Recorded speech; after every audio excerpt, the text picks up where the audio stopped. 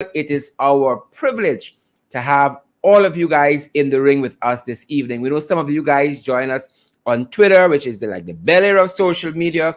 Some of you guys join us on YouTube, it's like the suburbs. And then you got the ghetto folks, those guys on Facebook rather, or Meta, the blue app. Great to see each and every one of you guys. And as you coming on, we always invite you guys to share the live stream, and we want to see those emojis as well, guys. Don't wait for anything. Share the live stream. We got quite a packed program for you guys this evening, so no time to waste. We are ready to get to the fight card, guys. And as you come into the Coliseum, as you come into the ring, again, we want you guys to share that live stream. Lots of information to send your way, and quite a few guests joining us this evening. Coming up, Dr. Richard Van Westcharles, the candidate for lead of the PNCR, and his team, Vanessa Kissoon, or rather an ensemble of his team, Vanessa Kissoon, and also Sharma Solomon is going to be joining us a little later on in the program. And in addition to that, we're going to be joined by Mr. Rickford Burke, the one and only Odessa Primus, and the one and only Natasha Singh-Lewis. Great program ahead of us, guys. As you come into the Coliseum, as you come into the arena, guys, we invite you to share the live stream wherever you guys are joining us from around the world. Guys, let us know how you are receiving us on that end. Let us know if we are clear in terms of what you see. Let us know if we are clear in terms of what you're hearing. Lots of information to get through, guys. You're going to want to buckle up. You are going to want to sit down. Great to see all of the usual suspects joining in. Great to see Elizabeth Narine from Spartanburg, South Carolina, and the entire Narine clan seem to be online this evening, guys. Great to see each and every one of you, and I'm going to make sure to give you guys a shout out at the end of the program. Lots to discuss, so I want to get right to it this evening. No time to waste at all, guys. Let's get to the fight card. I'm so excited to get through the fight card this evening. A lot of people name calling. Y'all know the usual. These days, plenty people name calling. Nicola Bess, Elizabeth Narine, your name calling. Patricia Asana, Royston Melville, Leonard Zephyr. Names are calling. Gwyneth Jones, Rita Cummins, Cheryl Ben, Dawn, Sharon Shepard. Great to see each and every one of you. Melissa Mentor, Donna Simon. I see, is it James Bunbury? Good to see you there, James. All of you fantastic folks, including Royston Sampson. Your name calling. Folks, a lot of people name calling tonight. Things tight. We could easily dedicate our entire program to this theme. Things tight. And things are so tight in this country, folks. Sufferation. There's not suffering. Suffering is when you will survive. Sufferation. Oh, no coming back from that. Sufferation under the Jagabats, folks. Sufferation. And things are so bad. The Jagabats want their man in a GCOM. So Vishnu Prasad is the man who is earmarked by the PPP to be the chief elections officer. They want Vishnu in their bag because they know unless they rig this thing, they can't go back there. Everybody crying out in the health sector, in the agricultural sector, people crying out. In the security, the public security sector, people are crying out, folks. Things tight. And so they want their man Vishnu Bisram. And you watch and mark my words. We have said here in this program that Claudette Singh, who swing, always votes with the PPP. And so they have already signaled, the PPP commissioners that is, they have already signaled that they want Vishnu Prasad there, guaranteeing their victory. They want to ensure that he is guaranteeing their victory. And so they are going to ensure that Vishnu Prasad gets the nod. And Claudette Singh is going to back them with that. So we're watching, even though we know the outcome. It's a set piece, folks. They want their guy in there. 30 pieces of silver. Father, a lot of people getting their 30 pieces of silver. they're drawing down big the 30 pieces of silver. And you know what our attention was drawn to recently? Royal Johnson getting his 30 pieces of silver. We are reliably informed that the gentleman is now the technical officer under Charles Ramson, that installed minister at the Ministry of Youth, Sport and Culture. Take that for your fastness. Technical officer. Ladies and gentlemen, there. It is quite strange because when Ruel left Kaitro News left him recently, he posted this on his Facebook page. He said, let me be clear. I left Kaitro News voluntarily, as I've long informed the publisher I would eventually do, to finish the book I've been working on for several years. I've been indicating clearly what I've been doing for weeks now, including very clearly posting snippets of my research. This information has been in the public domain since last year. Yep. So it's either the book has finished or he's going there as a technical officer at the Ministry of Youth, Sports and Culture to do research. Either or. 30 pieces of silver. And we've identified on this very program, folks, right here on this program, other people under this installed administration who too have gotten their 30 pieces of silver. Whether that is Schumann from the Liberty and Justice Party. He is now Ministerial Advisor on Civil Aviation and Deputy Speaker of the National Assembly. Ralph Ramkaran, a New and United Guyana, he's advisor to the Ministry of Foreign Affairs on border matters. And then you got Captain Jerry Guevara. He used to be private sector chairman. Suddenly he's now advisor on national security. How is that going? Dan Singh, he wants to be chief elections officer also. Plus, he got a big license recently for a 5G company. Imagine just the other day, Dan was a counselor.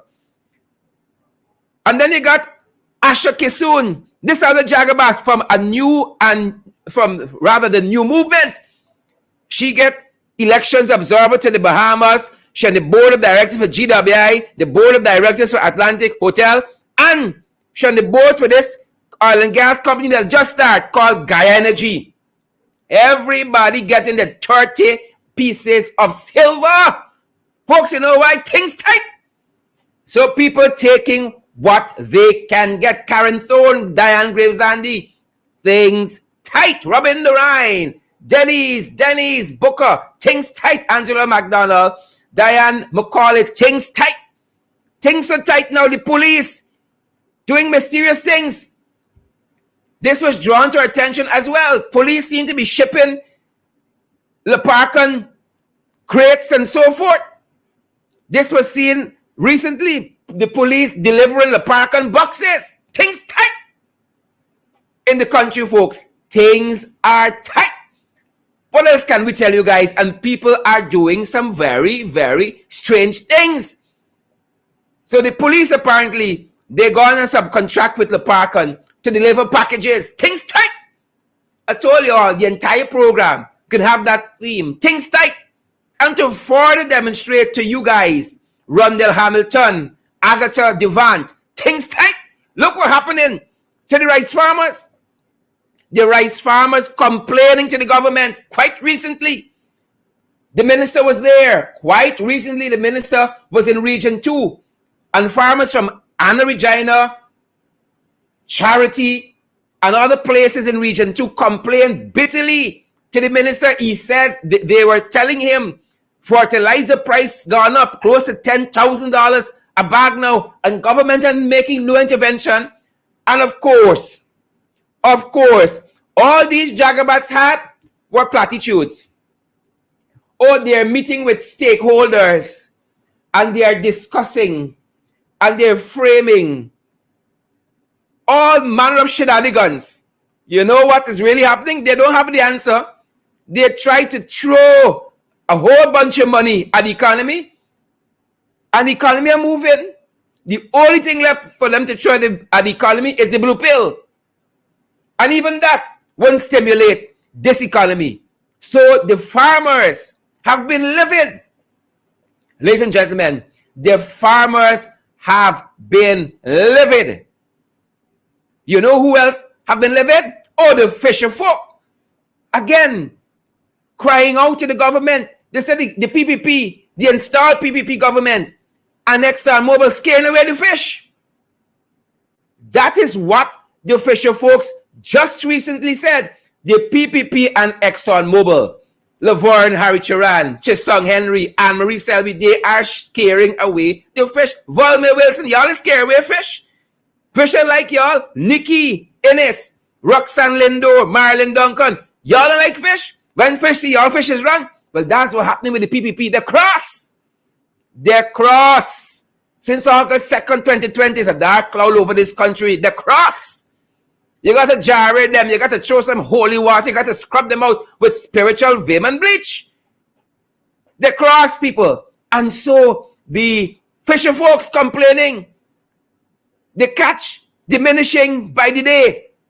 But folks, do not take my word for it. Let me set it up for you guys. Take a look at what the fisher folks said. Take a look at that.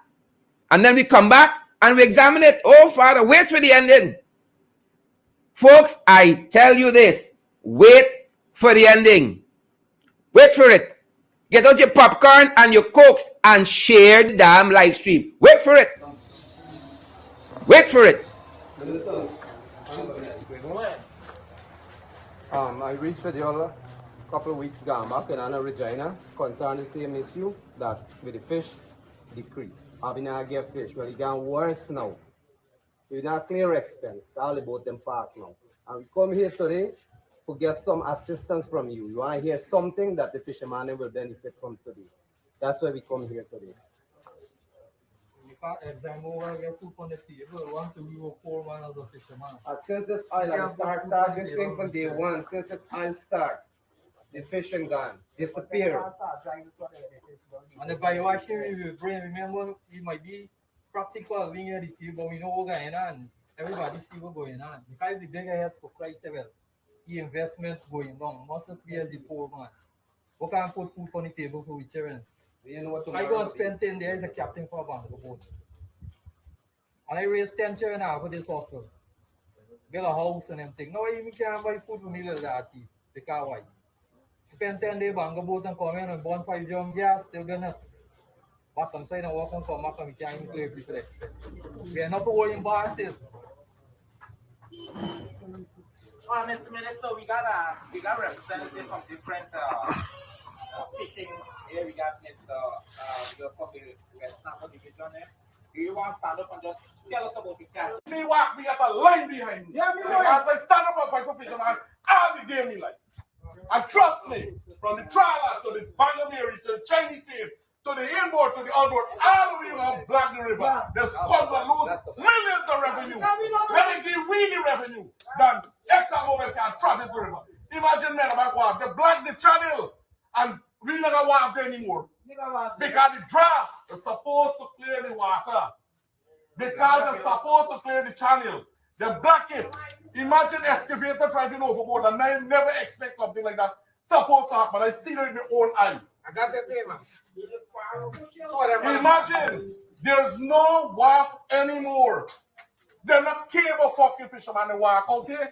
They don't care a skull. That's what we done there. Things tight, people. Things are tight. And you all should know by now. We don't edit here. We give you the information as we get it. We ain't trying to sell it to make a profit. We giving you guys the information as we get it. Things tight. And people are complaining, and that is what we are seeing. Those fisher folks, those rice farmers who are livid for the rice farmers, the price of fertilizer skyrocketed. They said they never see anything like this. Under the Granger administration, things the nice time, the good life. Now, oh Father, they cannot wait to see the backs of this government, this administration. And then you got the fisher folk who send the dark forces of the PPP scaring away the fishes, along with ExxonMobil. And they want to know why aren't they getting any intervention by the installed regime. Things are tight. Signs of the times. Signs of the times, folks. Signs of the times. Things tight. What else are we going to tell you guys? Signs of the times. Just last evening, we told you of this American Law Association.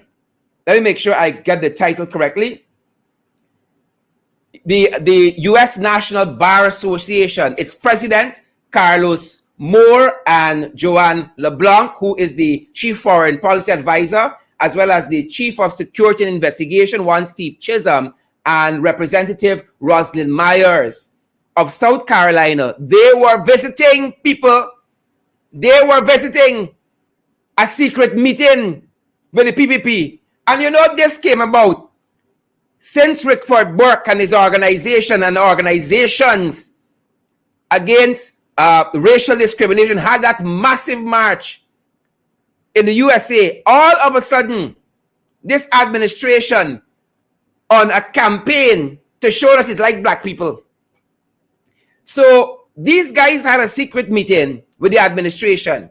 And after we called them out, Rickford Burke called them out and CGID his organization, suddenly we saw a flurry of other meetings happening suddenly.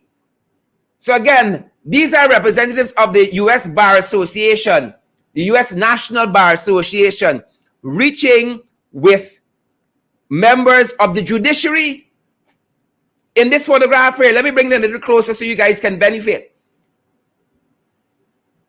I see the Chief Justice, I see the DPP, I see the Chancellor there, among other dignitaries.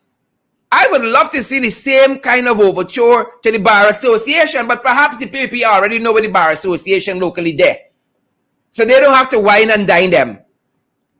And then we learned that this was a mission for the U.S. National Bar Association concerning inclusivity and a whole host of other things. Right? Matters of social justice, institutional strengthening and development. All of these things they came looking for locally. But it's only when they were called out, ladies and gentlemen, did we see an effort to actually be inclusive. And mind you, the folks said that their trip here concerned inclusivity, but only when they were called out. Y'all better share the live stream and don't get complacent and let the world see what is happening in this country. Notable as well. There was another meeting today. Unfortunately, these guys were not wined and dined so extravagantly like the other folks. This is the local Black Entrepreneurs Association who met with the PPP. Now, I would love to see a report of what came out of this. I would love to see a report. And before y'all say they're house slaves, I think I could vouch for a couple of these people. I think I can vouch for a couple of these people. Y'all may say they got house slave potential. I said, hold on. Don't let me rush to judgment yet. Let us see what came out of this meeting. I want to see the report of what was discussed and what was achieved out of this Black Entrepreneurs Association's meeting with the PPP. So don't let us rush to judgment just yet. Just yet, folks. Hold on. We might go to judgment, but not yet. Let's see some of the outcomes out of this meeting. Because I know, for instance, Ruan is not a house slave. Does Ruan got house slave potential? Maybe. But don't let's rush to judgment yet, folks. Hold on. Loading, folks. We have a couple things loading. You all know we always have a couple stories loading. One of the stories we're looking at, folks, we saw on Facebook a post from a company, a gold company called Gold Target Export. On their Facebook page that says Michael Gordon is now kindly asked, this is Michael Gordon of the PPP, is kindly asked to present himself to any Gold Target Export office to settle an outstanding debt he has defaulted on for almost a month.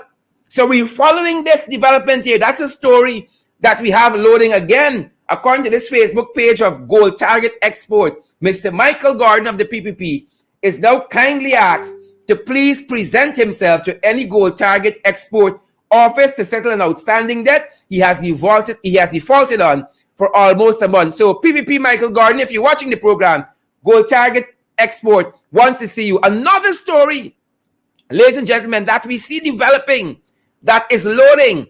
We were made to understand that this place allegedly, this place called Fireside Grill, that the boss isn't treating the employees there too well at all, and they have complained bitterly. We are being reliably informed that some of them have left the job already because of this kind of treatment. When a fucking item come in, by fucking Christ, pay attention. Stop packing a fucking order and it's incomplete.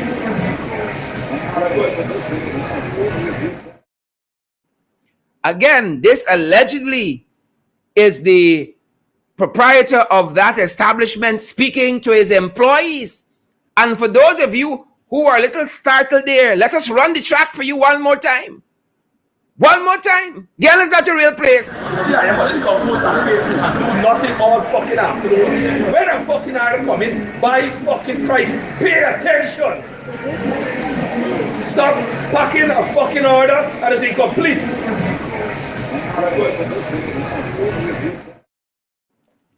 All we're going to say here is wow. Wow. Folks, let's start the main event. And dialing back to that story with the U.S. National Bar Association, I want to welcome to the program this evening, folks, the one and only. Do I have him as yet? No, I don't see him here as yet, but we are going to hold for the one and only Mr. Rickford Burke. We are ready for Rickford. I think he's now joining us in the green screen, but folks, that is how people talk to their staff. Now, if you're upset, everybody got a right to be upset.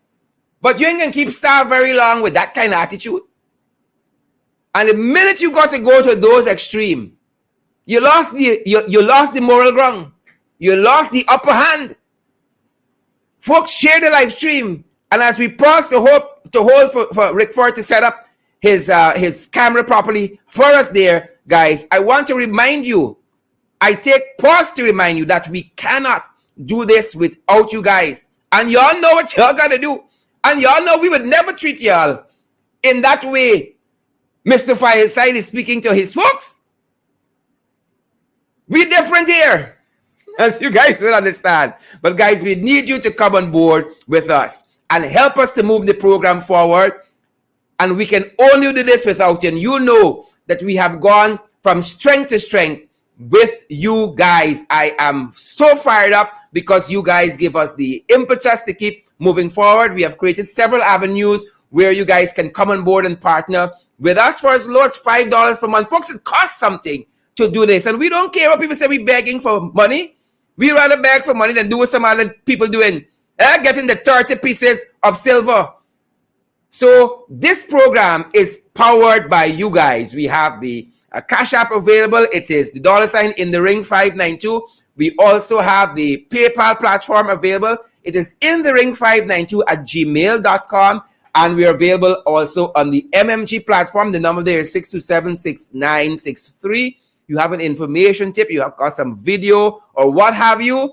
That is the number you want to WhatsApp, 627-6963. And we're also available on the MoneyGram platform and also the Western Union platform as well. And guys, we ain't got no trouble with them at all. So come on board, guys, and help us to move this program from strength to strength. And you guys already are seeing some very, very noticeable changes. I might be even hearing them, and we're going to be doing even more in the days and weeks ahead, guys. And as you're on with us, we encourage you guys to, again, share the live stream. We're about to head into the main event, but I want to say it's good to see Dennis Booker. I hope you share the live stream. And Yonette Chester, Sandrine Baird, Deborah Gordon, Orlena Grant, Rhonda Lane. Oh, Father, the Coliseum packed tonight. The house full. And we got coming up still, we got Natasha Singh-Lewis, we got Rickford Burke, we got Odessa Primus, we also got the team Van West Charles, the man himself, Dr. Richard Van West Charles. We got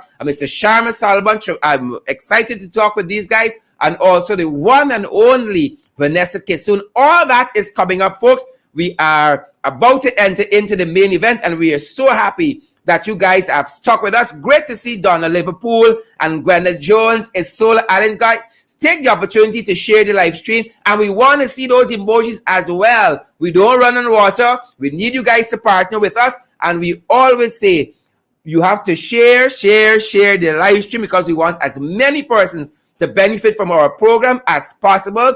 Click that share. Don't wait to the end. Odwin Lake, hit that share button. Smash those emojis. We want to see what are the emotions out there. Leon, Logan, thanks for joining us. Ensure you share. George Tanner, Jermaine Osborne. Great to see all you fantastic people. Trust you guys have had a fantastic day. Wilton Blue. And I see Myrna Monroe. I see Leonie. Is it Williams? It's gone by so fast, guys. Shondell Warden, Rayon Nurse, Valerie Archibald. All you fantastic people.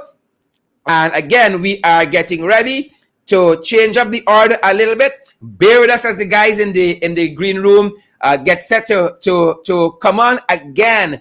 Coming up, guys, Rickford Burke. Coming up, Natasha Singh-Lewis. Coming up, Odessa Primus. Ready to have these guys. Coming up, Dr. Richard Van West Charles. Coming up, Sharma Solomon. And we also have Vanessa Kissoon, guys. Smash those emojis. We want to see what is the mood out there. The PPP, come back, people. And some people getting the 30 pieces of silver. Not so, Natasha Joseph. I know you would never collect no 30 pieces of silver. Don Fraser, you ain't numbered with those people getting the 30 pieces of silver at all. Neither is Shawnette Barnes or Donna McDonald. No 30 pieces of silver there at all. And I do have in the green room, I see Natasha Singh-Lewis, who appears to be ready. And I've seen a lot of red flags. Folks said this 30 pieces of silver issue is issue to got your red flags up for. So I will take the one and only Member of Parliament, Natasha Singh-Lewis, who is ready to go. And folks, I have the privilege of having here with me tonight, my sister and my friend. I dare say, y'all don't come with me story. Good, the one and only Natasha Singh-Lewis. How are you doing? Welcome. Good evening, Sharon. Good evening, and good evening to your viewers. I am doing perfectly fine. Great, and we are fantastically happy about that. And look who I got with me. Guess who just showed up? Oh, Father, pound for pound fighter. No puns there. The one and only Odessa Primus. Odessa, are you ready? You know when you got a big fighter, you got to bring out these people, you know. You got to bring them out properly. Right? Sorry, got the drum roll. Look at you, Odessa. You look like you're in executive office. Welcome. Folks, I'm privileged to have with me the Honorable Member of Parliament, Miss Natasha Singh-Lewis, and the prospective Member of Parliament, Odessa Prime. Look at that face. So folks, let's get right to it. Now, there was an issue that burst out on social media quite recently, and I understand why, because I raised it just last evening on this program. It's an issue where you got men in the PPP who commit some grave infractions against women. In the case of Utah and folks like Kwame McCoy, the assault on Tabitha Sarabo Halley, and the assault on that foreign officer there at the Ministry of Foreign Affairs. And then to try to kind of resuscitate and rehabilitate their image. Oh, they have these PR stunts with women and so forth. And quite recently, one of those PR stunts involved Utah with a young lady handing over to her some menstrual products. And I said here on the program last evening that the products are not in question. The program is not in question. It's the Jagabat, Utah. So, Natasha, let's begin with you. Yes, Tell sir. us what was in your mind when you made that post. So Sharon, you are on to what's on my mind. When I made that post, I asked, why would a public figure like Hugh Todd do something like this? It's a right? Jagabat, But not publicly. It's a Jagabat. that was the post. That was the post itself. But there are so many things underlying that, and let me share some of them because that post would have taken on a life by itself on social media, and the Rangatang came out like she usually do and screenshot and consider that to be backward and a taboo issue. So let me give you the real thought about it. Sharad, I would say for myself and for all of us who I speak for, that the period poverty issue is a real one. I think that the First Lady's initiative is laudable. But what was done last weekend, I believe, is horrible. You It's thought should have trying to save never been face for PR involved stuff. in that. Correct. Let me say to you that the First Lady has raised quite a while now $6 million on this issue. So, Sharad, you cannot use this as a band-aid issue. You cannot just show up at one school and take out a photograph with 20 girls and you hand them out a package and that's okay. If you want to address a social issue, you have to do it strategically. And so And again, it is not the social issue. It's not the social. It's you, Todd. It's the Jagabat you, Todd. What he did at Foreign Affairs, as the verbal assault almost on that. Well, not almost the verbal assault on that officer there, and then trying to save face by hiding under this program and doing this PR stuff. That is what the issue is. Yes, Sharad, and we will not have that. So let me address that issue because after Manichan made this a public debate, as immature as she is, instead of saying, well, you don't agree with this or you're questioning this, let me talk to the young opposition member of parliament. Let me have her thoughts on why she thinks this should not happen. Instead, she went on Facebook and created a whole mischief saying that the APNU AFC member of parliament is backward, this is a taboo issue, and so on. It's not a taboo issue. Yeah. Sharon, I'm a Muslim woman, and my children, I will not say that it's okay. We don't go about handing out pads in public as Muslim women. We don't do that. So for me, culturally and Islamically, it is unacceptable for a man to be giving out packages so openly. I do agree that we have to get rid of the stigma that is attached, but that is not the way. Hugh Todd is not the way to get rid of stigma. He is considered a different figure at Foreign Affairs. We've seen how he is behaving towards women. For an officer And there. so going and set yourself up with a teenage girl, it's not the best cover. That should have never happened. And then Odessa had some choice words on Facebook as well. Odessa. Hi, good night, Sharon. And good night. Bacchanal you didn't like, apparently. You never saw Bacchanal that you didn't like. No, I appreciate a good bacchanal. But I want to say good night to your viewers as well. For me, I guess it's a little different because I have several issues with what took place. First and foremost, I noticed the post by the minister Manik Chand, and I thought that it was a missed opportunity for her and for the government. If we are going to say that this is a taboo issue, and I'm inclined to believe that it is, how do we erase that? How do we erase the stigma attached to it? By sending this man to give these little girls a pack of pads? No. If UTAD shares out 10,000 packs of pads, it will still be a taboo issue. And I think that sometimes we put the horse before the cart. And I believe that this is one of those issues where the cart carrying the horse. It is an opportunity to educate, to look at how we can, because this is a culture. This is learned behavior. This is what we know. This is something that is embedded in very many of us. So in order for us to change that, it has to come through education, which is a process. And then Let us start having talks on be it the Learning Channel or the Channel 11 and whatever other channels about men's involvement. Let us start having discussions with men on the panel about women and women issues and so forth. Perhaps if you, Todd, had been somebody who was more involved in women related matters, while I may have held the same position, I would have been able to understand that this is somebody who has been behind gender related issues, and I can see why they kind of picked him, but he hasn't been. And my issue was not even about the story with you, Todd, recently, but it is about how women and girls feel about menstruation and menstrual things around the cycle and all of that. And I think it was an embarrassing situation. First and foremost, I would like to applaud the First Lady for this initiative. I think it's a great initiative, though it does speak volumes, though, because you have to be at a certain place economically as a country for us to introduce giving out pads to children in these communities. But more importantly, my issue comes with the execution. The idea is good. The execution of the idea is where my issue lies.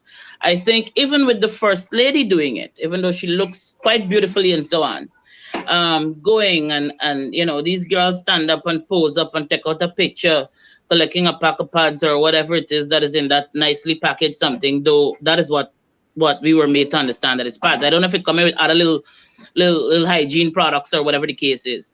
But at the end of the day, I became concerned because I wanted to know, how do you select these girls that are seated in this audience?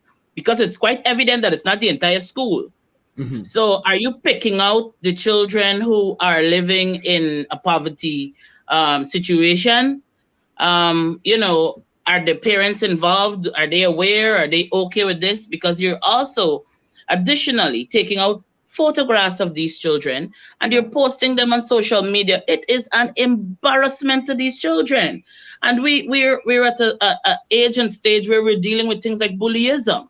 And I believe that this opens these children to this, because a pack of pads is not an expensive thing. So you got to be very poor to not be able to afford a pack of pads, or be in a real financial spot right now, because sometimes you're in poor, but things rough at this point.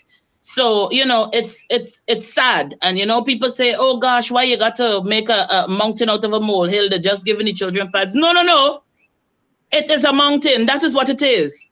Because if we cannot look at this situation and we cannot identify the problems in these things, then how do we fix it? Yeah.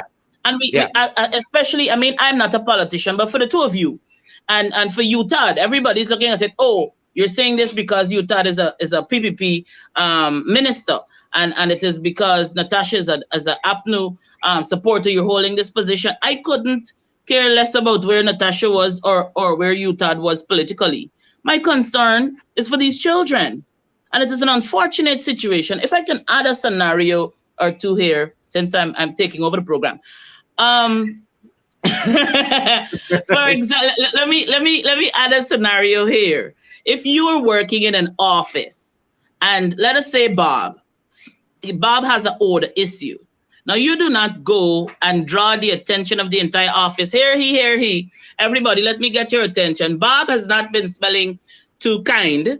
And so we have decided as an office to pool our resources to ensure that Bob does not sensitize the whole place.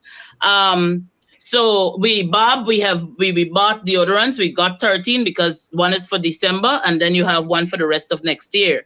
You do not do that because it is an embarrassing situation to put Bob in. In fact, some people have such difficulty even talking about these things. And I know some people are probably wondering, but why is she talking about pads? Because these are personal items. You might even feel so bad, you just put it in a drawer, at the desk or whatever the case is, because of what it is. You have people going to the shop. I have been in shops where people waited until almost everybody gone or all the males are out to the shop. And then they piece a pack of pads. Some of them, that's how I used to do it when I was sent by my mother. That's how I used to do it. They're so ashamed that they never say the word, they point into it. One of those. as if they ain't got a name. And Yep. we cannot Yep. move from that place of saying from just saying one another and pointing out. You have adults, grown women in the supermarket, grown women going to the supermarket, and when they go to Yeah. cash and you see they pick up the pack of pads, you think they're looking around to see who's seeing the buying pads. Is it that we aren't conscious that they know that we have to use it? Yes, but for some people they're not at that comfort level as yet, and we have Yeah. to help them to get there. There's, in the next couple of years, this is going to be perfectly fine to me. If it starts with the education, Very if it well. starts Very with the well. unlearning and the learning that it is Very well. okay. I wanted to add something else. Don't very well me so you can cut me, Sharon. I I'm didn't saying very invite well, myself thank here. you. You brought me here. uh, Like session. yes, Right ahead. Right ahead. I Odessa. noticed one of the arguments, two of the arguments that people had was one, that as a child, you were sent to the shop to buy pads as a male for your sister or for your mother. You weren't sent for the neighbor. So don't come at me with, as a little boy, you had to buy pads and whatever the case is, because it didn't make you comfortable. And some men, even though they bought pads to the sister, they're quite uncomfortable. They prefer to give you the money. Because why? We have not been socialized to think differently. So let us start with looking at how to socialize people differently and to educate people differently, to give a better understanding. Let's have little programs. Let's create little Yeah. animated things for educational purposes. We did it for, I think, if I'm not mistaken, for rape and for talking about people who have been victimized in any way and so on. We did it for that. And also I noted, because I said, as for my house, I think people on social media, they're so eager to defend their position that they're not prepared to listen to yours. And that True. is a problem True. that we have as a society. And If then they people come to listen. respond, People here to respond and not to right, internalize and see how. exactly. Some people, Odessa, how you could, I'm speaking for my house.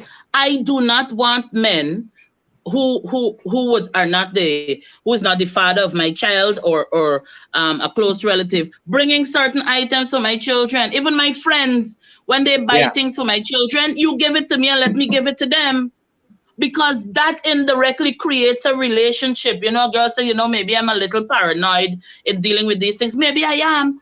But at the end of the day, I work with women who have been abused.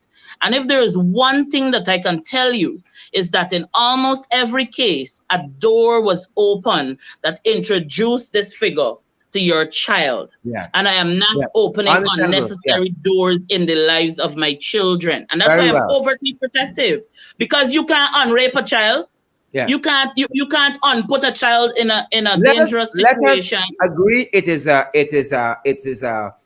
useful program and a very, very sensitive issue that we gotta keep hammering away at until that taboo is removed. And it probably was not the best person to use. The final word goes to Natasha. Very well, Odessa. And I mean, that's the final Sharon, word. I honestly believe that if we are going to raise issues, we should bring recommendations. I do believe that the issue of period poverty has taken its rounds on social media, and this is the ideal opportunity for us as policymakers to make some recommendations. And I really thank Odessa for It's her the input teachable here. moment. I think Yes. that is what they call it. Yes. So Odessa has alluded to one of our recommendations. And I actually heard earlier today that why not use the learning channel as the Minister of Education, and these are young girls that you're concerned about, use the learning channel to start the education program that Odessa is speaking about. You have to cater for the larger communities. So let's have a countrywide campaign that she was talking about. We did for rape and so many other issues. Yeah. Let's have a countrywide campaign. Let's stop embarrassing our students by giving them one pack of pad, taking a photograph, putting them on social media, and causing them embarrassment. Yeah. That's what it is. Yeah. Because you can remember, Sherrod, in high school, when they really want to taunt you, it's all sorts of things they look at. And that photograph is disgusting. And before, let me say this to you, that child's identity is known because that photograph came from the First Lady's page. But before I shared my comment, I covered the child's face. And this is something that the Rights of the Child Commission should be looking at. Yeah. These Yeah. are students in school. The And again, embarrassing moments like this should not happen. it's a very, very sensitive issue. And the final word goes to this. I ain't want a story. Take the final Yes, I word. like that.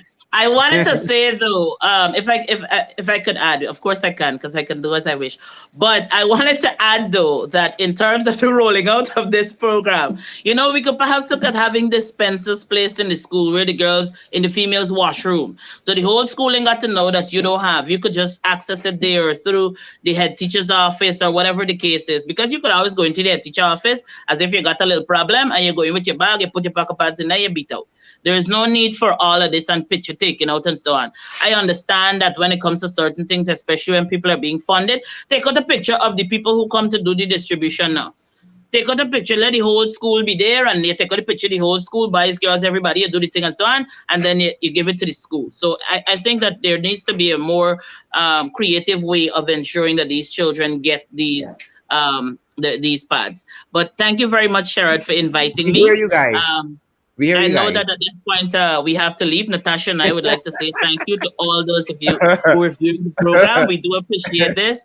And now that the pads are out of the way, we were able to listen to the persons coming up. Thank you very much. Do stay tuned in, contribute. Don't forget, you have to donate. This program does not run on water, as Sherrod would have said.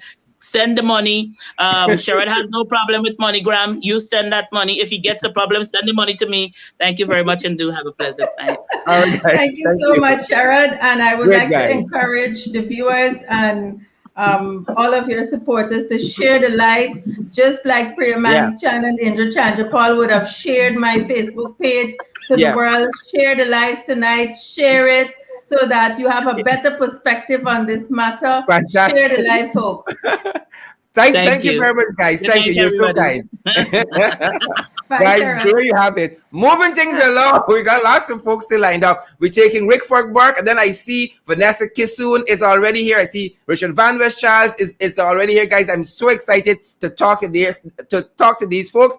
I'll take Rickford, Burke very, very quickly, and then head to the team Van West Charles, guys. Rickford, welcome. How are you doing? Put on your mic for me, Rickford. Thanks very much. Good night. Good night. I'm sorry about that. Good night to you. Good night to your listeners. Good night to your panelists.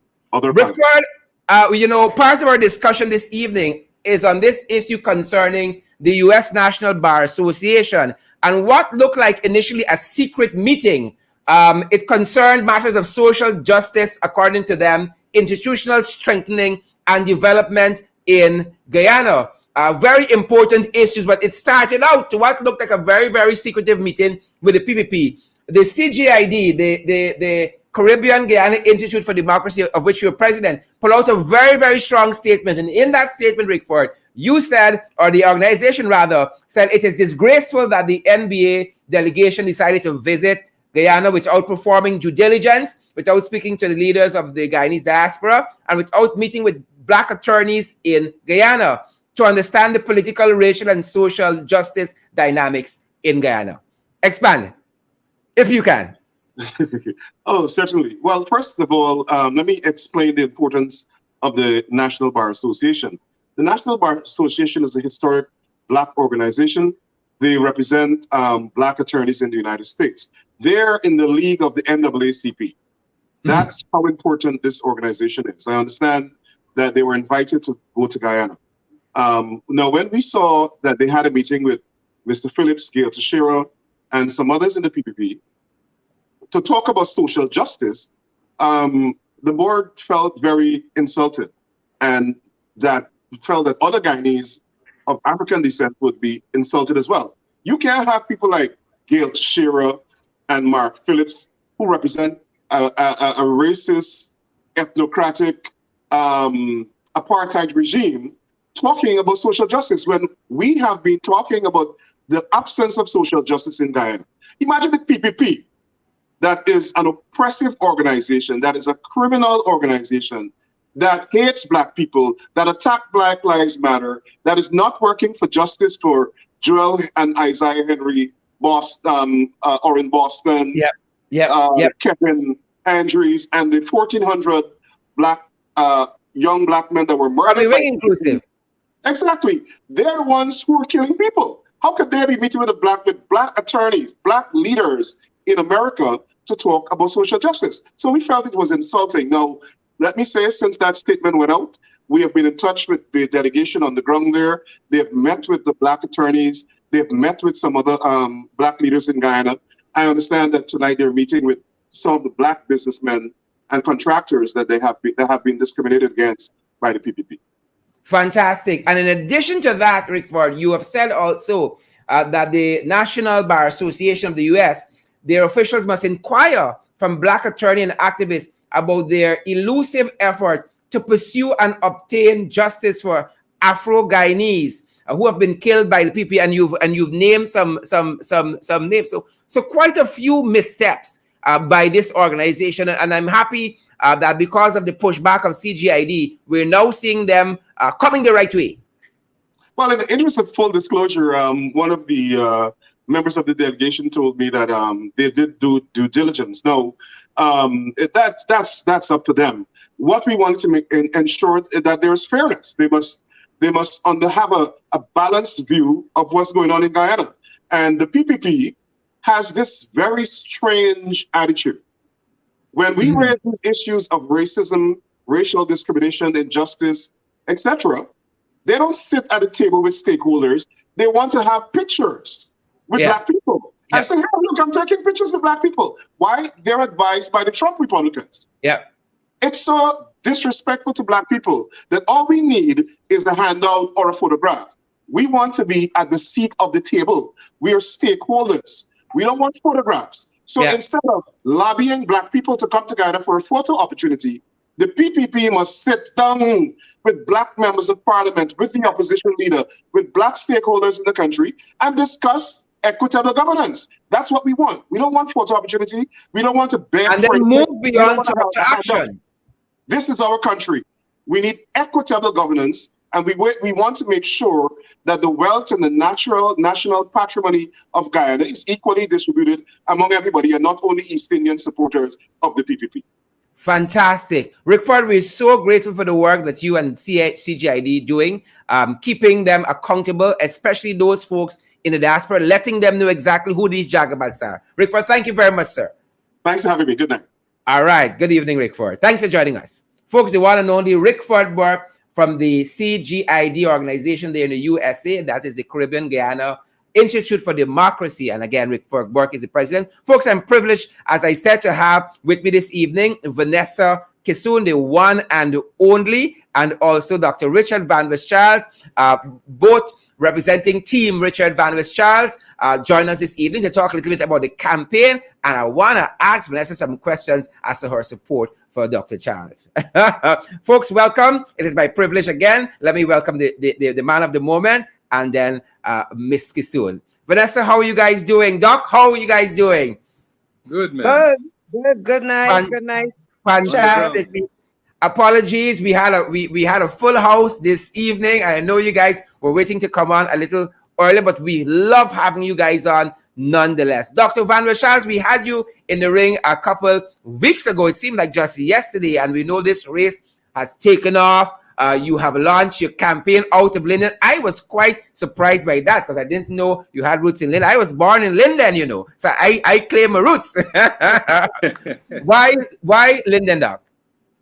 Well, look, Linden historically has been a community which has shown leadership not only for the issues of Linden, but leadership on national issues.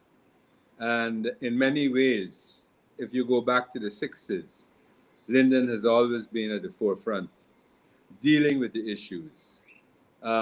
Many people may not remember when Demba was there, and they had the colonial operations of the Bauxite Company. We had an apartheid situation, more or less, in then Mackenzie. And the community showed leadership in many ways, and it is for that reason where we are today, that we need to have a leadership that can stand up to the PPPC, to defend the issues of the people. And it's for that reason it's representative of what action is required now more than ever.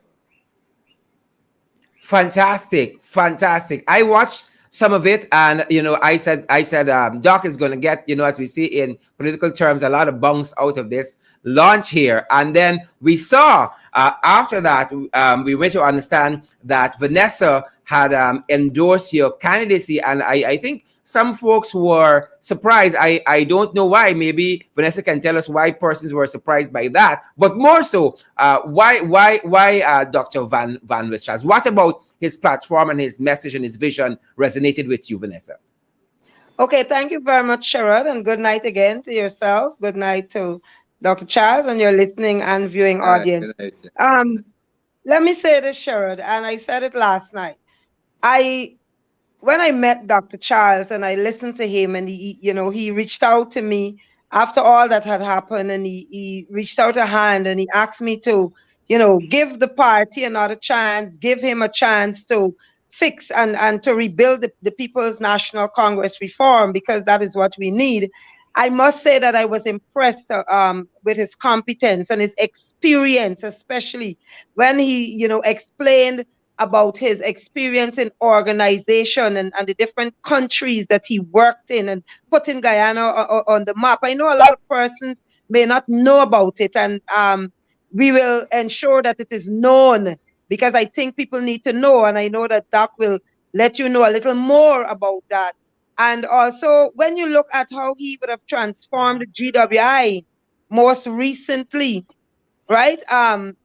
I think he did an excellent job. I mean, our water is brung again. We all experiencing it. Yep.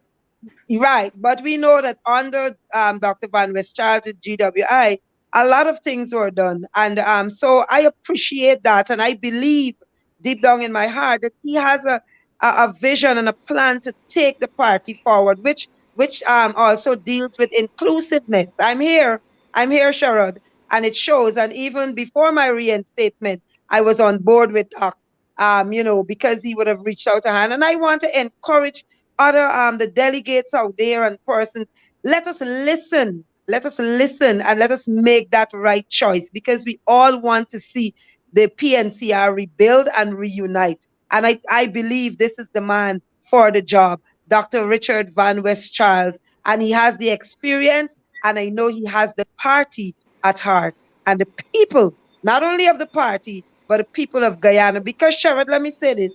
When we went around to meetings, I heard young people, and when they were talking about his stewardship at GWI as their boss, they call him, they said as their boss, and how they could have related to him, and how he listened, and persons talk about how he would return their phone calls, and that he would listen to them. And I think that is very, very important. And we need to realize that when we have leaders that can return a call and listen to you and share their views and take your views on board, it's very important. And I think someone with those qualities will take the People's National Congress reform where we all want it to be and where we all would like to see it.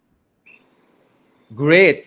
Dr. Charles, clearly your message is getting through and it's resonating. Is it that message of the experience and you being, I think what you said the last time you were here, an international public servant, you think that is the message needed for this time? Well, I think the message is the focus of the party on growth and development at all levels, and a commitment of the party to work with all of our people, all of our members, all of our supporters, all Guyanese. And I think that is important in that you begin, as I said, in terms of the party, where the rubber hits the road is at the group level, within the community, showing the leadership and working in the interest of people's development.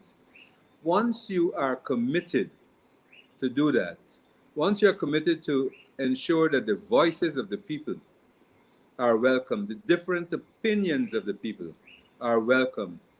That is where we can place the issues on the table, find solutions, and move forward in a sustainable manner. I think also is to ensure that young people, their voices, opinions are at the table with respect to decision making, with respect to the recommendations and finding the solutions. Great. Vanessa, for your part, you talked about your reinstatement, and clearly you aren't, after 7 years.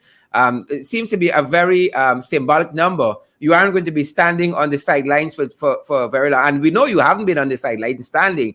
What do you see your role going forward under Richard Van West Charles, leader of the PNCR? Well, let me first of all say, like Doc was saying, Sherrod, and this has been our message all the time. Talk Groups, to us. working with the people, working with groups. And that is my passion. Because think about it, Sherrod. If we were that organized and our groups were organized and we were being allowed to, at the level of the groups, to work and to show our potential, when we call for lockdown, we would not have a problem. The groups would have been ready. The groups would have been charged because they would have already been organized and been there on the ground, knowing exactly what to do. They would have been mobilized, and that is my passion working with Doc, because I've been into different areas with him, and we understand that, we recognize that the groups need to be strengthened, and this is where I see my role. And I said to Doc, even when we engaged me to come on board, because Sherrod, I was going to the whole Thanks. party stuff and all of that. I really was. I was out of it. And he extended that hand, and he, as I said last night, he caught my white towel before it hit the ground, because I was throwing I in love the it. white towel, Love and he it. reached out to me and he said, "Let us work." I said to him from up front, I don't need to be on the central executive body to work, Sherrod. My place is working within the different areas and ensuring that the groups are organized and we strengthen our groups, because we have to come from bottom up. It's not from top down. It's from Yeah. bottom up. And we need to have those groups work. We need to have them play their role. And I want to say this, Sherrod. All of us, just like the APNU AFC coalition, you have a role. I see you had Miss Singh there, Natasha Singh MP. Yeah. She has a role. We all have a role in the People's National Congress reform. I will tell my students that in the classroom. We all have a role. But the thing about it, if we all understand our role, then we can work together and we will be able to build any organization or build anything that we want to build when we recognize our role and we can work together. And I want to say this, all of us can be leaders. All of us can be the chairman. All of us can. So that is why we need to understand our roles. And I know personally, I don't have to be on the central exec to be able to play a part in the People's National Congress. There's so much work to be done, Sharon. There's so much to be done that once we all know our roles and we can play our role. And listen, I tell you tonight, Sharon, after working with Doc for this past month and change, you understand? I know that he knows his role. He knows that what is my Fantastic. role. He knows what are the roles of the others, and he's allowing us to play our roles. And I tell you, with this gentleman at the helm of the People's National Congress reform, we can't go wrong. And I want to encourage other Fantastic. members. And I And can't go wrong. I can't go wrong, Sherrod, with Vanessa. at all, at all. And I know Vanessa is dubbed as a grassroots person who in touch with the folks on the ground. You guys are moving around. What are you hearing? You're talking to groups. You're talking to folks at the grassroots level. What are you guys hearing? Well, let me say to you that the members are very clear in terms of their non-involvement in many ways. And as I explained to them what we used to be like and where we want to go, and the connectedness and the role of the leadership of the group, they're enthused. I just came from a meeting this evening in Buxton, And I spent some time explaining where we want to go to get away from the issue of, and more or less it's building a culture of participatory democracy. And when we choose councillors, etc., it's not about who you know, but by establish a democratic process which would allow the best through a democratic process, through a democratic vote, that who will be representative. And then the organization's commitment to prepare its members to function at all levels, as an NDC councillor, as an RDC councillor, as a parliamentarian, as a member of the board. So when they're identified through a process, not because whom do you know, then when you get into that position, you're not from ground zero, but you are moving because you already know what are your functions and how to perform to represent the people's issues at those levels. Great, great. I'm happy to hear that. Part of the discussion of the campaign, since you were here, Doc, it's been, I heard, for instance, Simona Brooms, I think it was, talked about the quality of the campaign. She didn't like some of the attacks that she was hearing. Is any of that, not necessarily her comments, but any of that thing, those themes, generally you or is there a direction that the campaign is going in that you don't like, or where are you on those issues? Because that has been kind of topical too. Well, I think it was of the campaign. I think when it started off, it was probably outright, but I think now things are coming back to the center. But maybe one of the things which should have happened in the very beginning is a commitment to a code of ethics, a code of conduct in the electoral process, because we're all from one party. And therefore it should be a battle of ideas. And that is what I would like to see. At the end of the day, we all have to work in the interest of the party.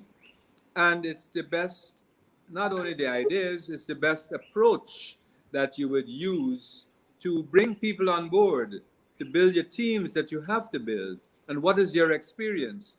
How have you done this before? And you've got to be results driven to ensure that we can move along the road at a faster rate. Great. So we are just on a month out.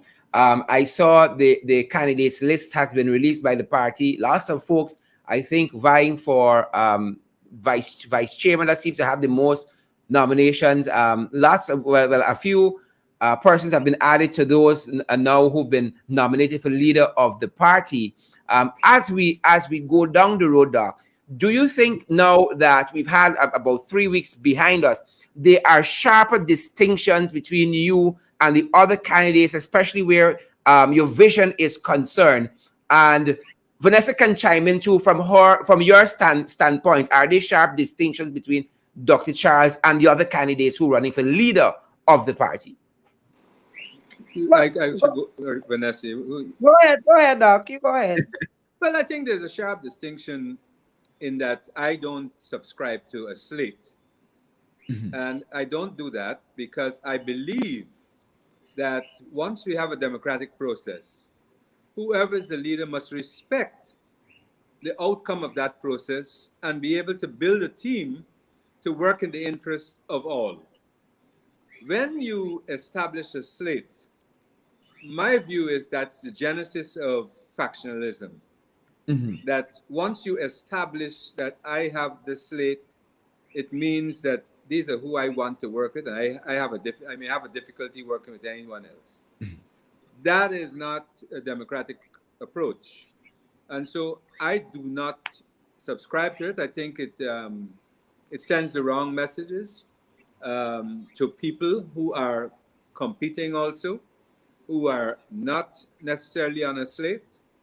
That and this is one of the things that's resonating with people, because they agree, and you're not bullied to go with the slate, because in many cases people vote for a slate without even knowing people who are on the slate, and that's not a healthy democracy at all. And that's why you don't have stakeholdership in the political process, because some of these people don't know these people. And they are occupying positions without presenting their case to the general membership. Yeah. So I think it's very important, and that's one of the critical distinctions between it. The other distinction, though, is my experience in terms of organizational development and management. Clearly, I've had more experience nationally and internationally as compared to the two other candidates. Well, at least, well, with the exception probably of Carl, who I just see is nominated. I don't know whether Yes, correct. he is going to go forward. But surely, in terms of organizational development and management, that is probably one distinction. In terms of portfolios that I've had at the governmental level and at the international level, I have the breadth of experience. I've been as a minister for health, water, environment, and housing at one time, together with other functions, and also medical education, food policy, and the environment. And when I look at my international experience, you consider my international experience, it is considered, when you consider it, it is not one country, but a series of countries managing their programs, working with different teams. Yeah. And building them and strengthening them. So my experience has not been that of a slate. When I move from one country to the other, I've got to build a team so that we can deliver. And so that has been my experience. So I wouldn't have that difficulty with my political acumen in moving this car along the right road. Fantastic. Vanessa? Yes, well, I want to endorse what Doc said there just now. And also, like I said earlier, his experience. Sherrod, I was amazed when I actually met Doc for the first time face to face. Because, you know, we know of him, we heard of him. And a lot of times we know of people we hear, we know it's Burnham's son-in-law and so on. But when he reached out to me and then we had a conversation on the phone, then he met with me, we sat and we spoke. I was impressed. And I honestly believe, like I said, he is the person with the experience. And when he spoke about not having a slate, one of the things that he said to us, and he said to me, and I know he's been saying at meetings, is when he talked about having to organize with different countries, persons from different countries that he didn't know. He never met them, but he had to work with them because he was placed at the head, and he had to build a team with people from different countries and, you know, work with them. And he was able to do that. So this is a man that we know that can bring people together, that can organize and work with people. You understand? And that is something that I admire.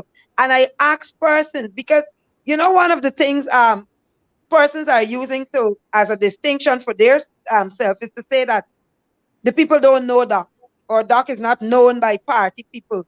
Dr. Richard Van West-Charles in 2018 was elected as a central executive member by party people. I don't know, Doc, were you co-ops member or were you elected by the members? Elected.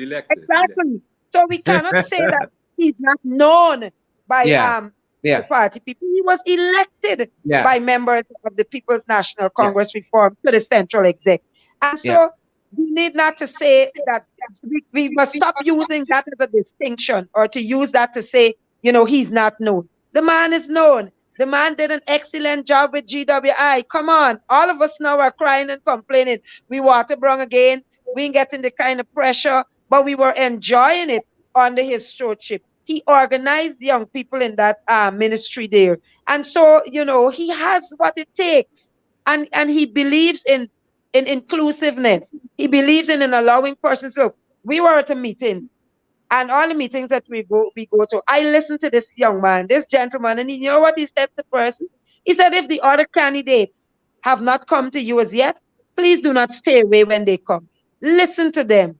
Hear what they have to say. That is the quality of a true leader. Not calling up people and telling them, do not attend this body meeting or don't go. So that is one of the things that you know, he stands out with. He's telling persons, you need to listen. It's a democratic process. The PNCR is the only party that we do this. You understand? This is a democratic process. And so I want to encourage the other delegates and my other members of the People's National Congress Reform. Let us not go on emotions and Yeah. sentiments. All right? Yeah. Let us Yeah. go with the real deal. And the person who will take this party forward. Dr. Richard Van West Charles. Fantastic. And piggybacking on what you have said, Vanessa, Doc, for those folks who might put any stock in what Freddie Kissoon writes, he had a similar opinion that Dr. Richard Van der Charles is a different generation, but clearly your message and your experience in public life and in management and all that has resonated with Vanessa's generation. Not so? Well, when I was at GWI, for example, I was the oldest in the management, and all of the other executive directors were quite young. We had a good time exchanging views, etc. And I sought to ensure that to mentor them and ensure that they were exposed, because I really ensure that they leave these shores so that they can open their vistas to come back and give up and provide leadership and create opportunity for our own people. So when you looked at the commitment of the staff in GWI, when the pipes were breaking all the time, but those workers were there, that is the commitment we want. But that commitment doesn't come by itself. It comes by the way how you manage and how you build your teams and how you say thank you and how you help. So I want to say to you that age is a number, as Sparrow says. Age Just a number. But you've got to have the experience. You've got to be fit, and I am fit and ready to do when I started to work at GW and I started to walk and climb, one guy said, "I wonder what Doc's using." But you've got to be committed. Look, this is how my father-in-law worked. He worked very hard, committed to the issues of the people. That is what I learned, and that's how I act. I acted like that nationally. I acted like that internationally in service of people. People as a people-centered program, and that's where I go. And Sherrod, let me add this too. Right ahead. Right ahead. Doc is not afraid to embrace people like myself and Mr. Solomon. He's not afraid and to listen to our views. He doesn't feel when we enter the room with him, the room doesn't become small for him. The room expands because he understands the value and he understands what we have to offer. And not only myself and Sharma, there are other young people, Miss Howard, also from Linden, young Royston Lester, who just out of high school. And so, and he would have embraced this team. And we've been working. And, this is something that we need to understand. When you have a leader who is not afraid of your presence and is not afraid to listen and to share views and even listen to what you have to say, then we are going places with a leader like this, Sherrod. This is somebody that we want at the helm of the People's National Congress Reform. It is not always about being loud. It is not always about just a big bark, It is all, because sometimes, and I know I said it at the launch, they got a saying I grew up hearing from my granny, easy snake is bite at Sherrod. And a lot of times you have some dogs with big barks, but ain't got no bite, Sherrod. You know what I'm saying? You got your friend and you got this big dog, and when you go, the dog say, "Hoof, big bark," and you jump because you're afraid, and then your friend say, "Man, no, come in. He just bark loud. He's a pet. He not gonna bite. Come in." And so sometimes let us not be fooled by these things. You understand? And then we have people behind the leader who we know that will work, who we know that got big back too. Yeah. We know that, so it's not just about a one man. It's not about a one man, Sharon. And I said it last night on Mark. One man, the PPP is not afraid of Sharon. The PPP is afraid of a united People's National Congress reform. And that is what Dr. Van West Richard Char will bring to the table. A united PNCR that will look, that will confront the real enemy, which is the PPPC. Yep, yep, yep. Those jagabats. Dr. Those Charles, Dr. Charles, again, I think Vanessa touched on some very important points, which says to me leadership. You didn't allow her to drop that white towel. You expand the room as against making the room small. People feel welcome. You're approachable. Soft power is useful, and one gets the impression the longer folks talk with you, the more charismatic you become. What is your pitch to those delegates undecided? We're still a long way out. A month in politics is like 10 years. You Right. know, we're still a very long way out. I am talking to them because the issue is about, first of all, you got to be committed to the people. You've got to understand what that commitment is in terms of service. But you've got to understand that you want an organization in which you want people to express themselves. Mm-hmm. You don't want people who are sitting there and unable to share their views because they feel that they're threatened by anyone. So I have always opened the doors. I believe, I am committed that you have to allow all the flowers to bloom. 1,000 flowers.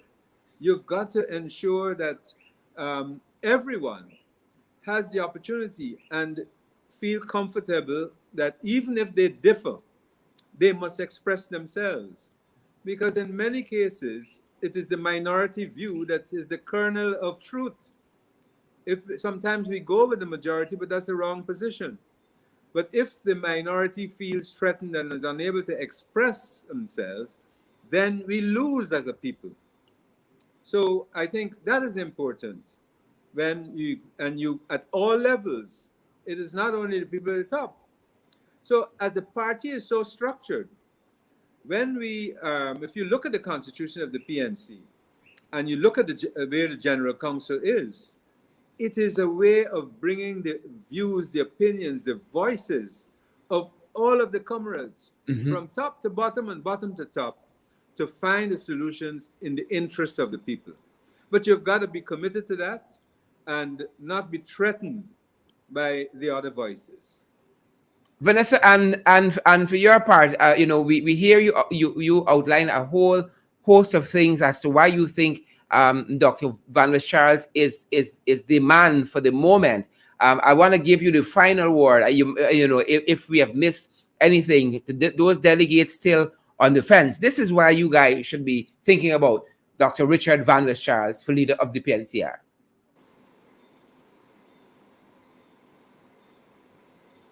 Vanessa, your audio. Sorry, I realized my mic was muted. Sorry.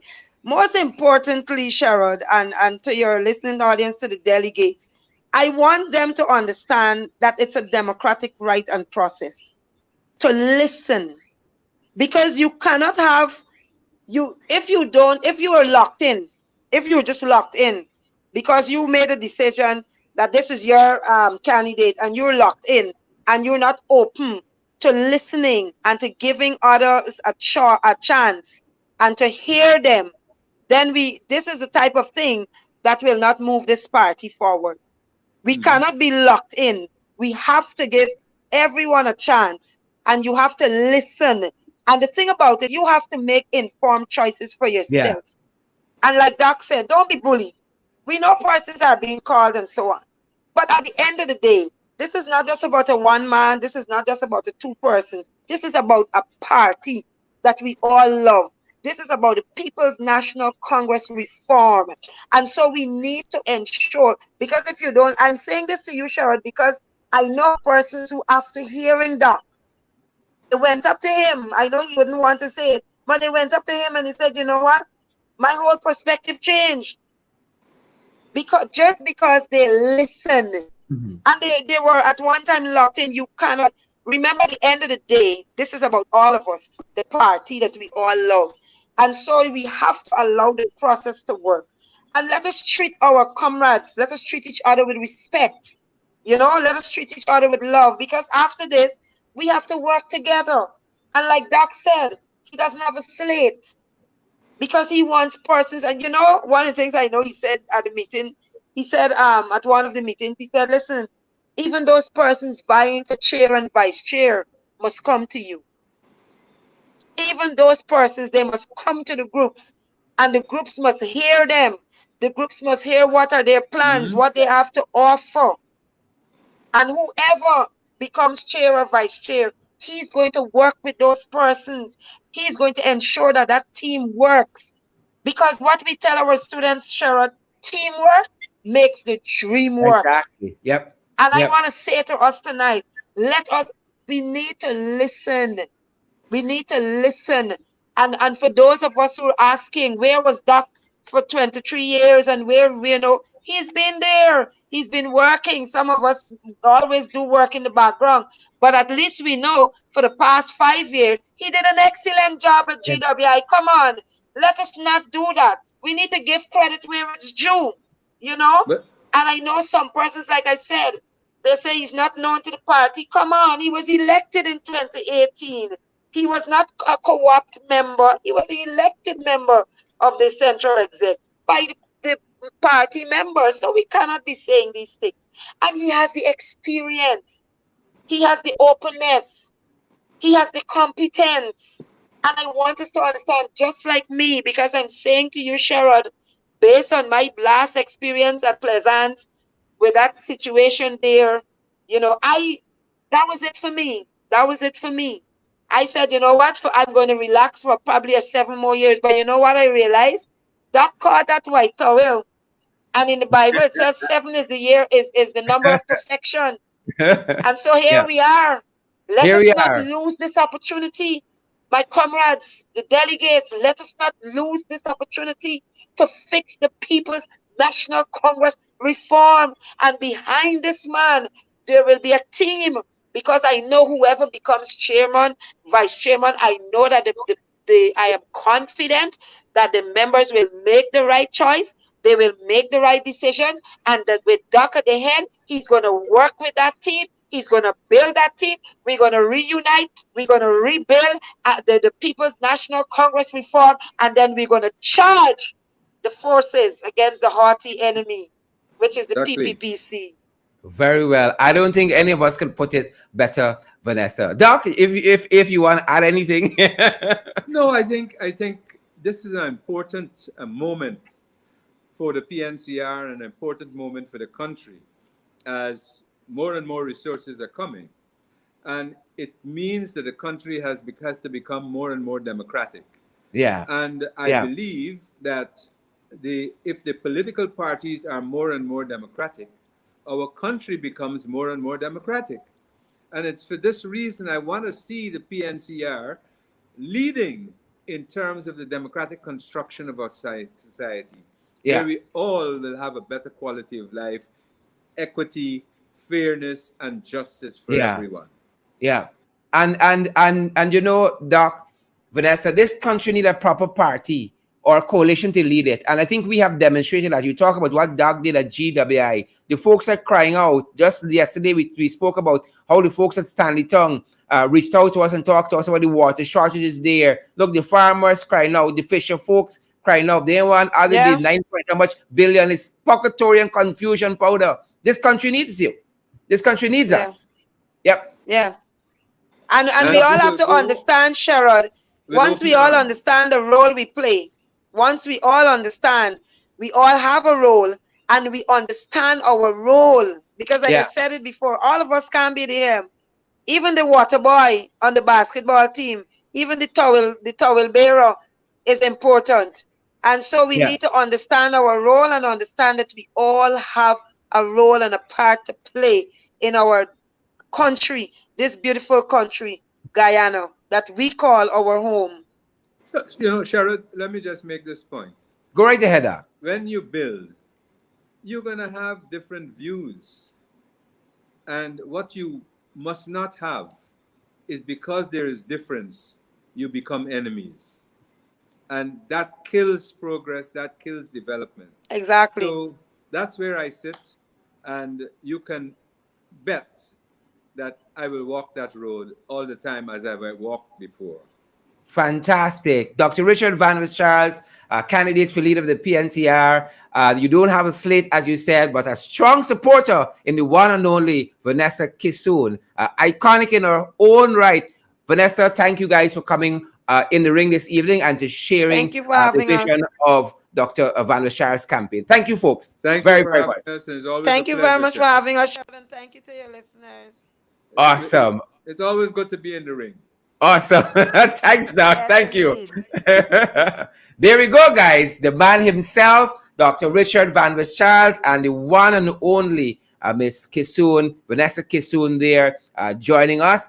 And we are so happy that you guys have stuck around. And as I said, you listened to what they say, especially those folks who are delegates, members of the PNCR, and you're going to have to make up your mind as to where you go. You have a couple of days out from the PNCR 21st Biannual Delegates Congress, which, if my mind serves me right, is coming up on December 11th. Guys, you hear all of the candidates.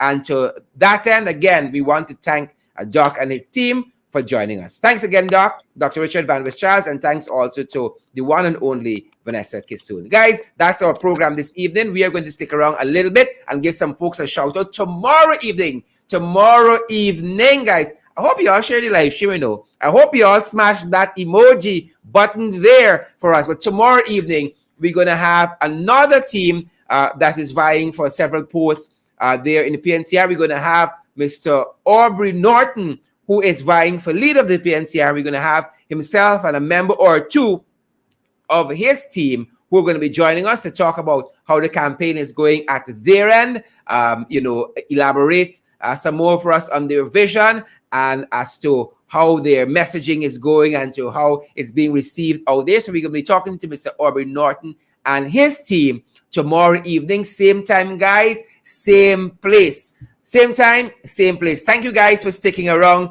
with a little bit overtime. Well, it's a lot overtime. George Campbell and Joan Stephanie still here with us. I see Robin Narine still here with us. Guys, what did you think of Dr. Charles and Vanessa? I see Richard Fordyce is still here. Jenny Wilson. Is it Bertle Nelson? Odwin is still here as well. Odwin Lake, that is. I see Janet Edwards is here still. Miriam Gaddafi is here as well. Some fancy name, guys. As you go, please share this live stream. We want folks, as many as possible, to get what we say is the fair, credible, and balanced information. We're not about propaganda here. We left that for the PPP.